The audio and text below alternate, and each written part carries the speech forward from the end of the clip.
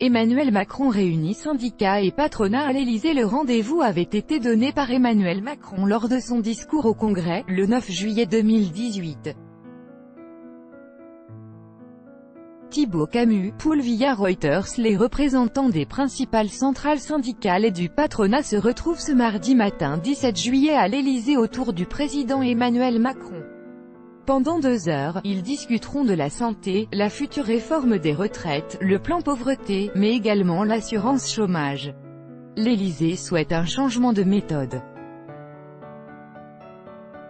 Comme il l'a annoncé au Congrès à Versailles le 9 juillet, Emmanuel Macron veut redonner corps à une république contractuelle, en discutant avec l'ensemble des partenaires sociaux, mais aussi des élus. Critiqué ces derniers mois par les partenaires sociaux pour le manque de concertation, l'Élysée a-t-il pris en compte les attentes des syndicats et décidé de leur redonner le rôle central? Ce qui existe en matière de dialogue social ne fonctionne pas bien.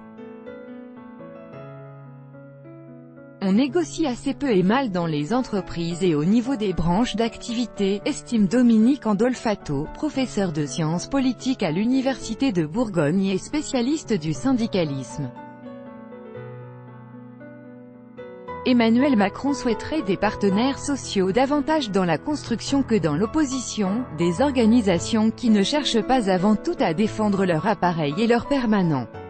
N'oublions pas qu'en France, le taux de syndicalisation est de moins de 10% et lorsqu'il y a des élections professionnelles dans les entreprises, la participation est en moyenne de 50 à 55%. L'épineuse question de l'Unédic, le régime d'indemnisation des demandeurs d'emploi, sera au cœur des discussions ce mardi. Devant le Congrès et à la surprise générale, Emmanuel Macron a invité syndicats et patronat à ouvrir des négociations pour en limiter les effets sur la précarité de l'emploi. L'assurance chômage est gérée par les syndicats et le patronat. Emmanuel Macron veut que ces derniers négocient une nouvelle convention chômage, qui serait vraiment tournée sur la question du chômage longue durée parce que pour Emmanuel Macron, c'est ce chômage qui est véritablement problématique.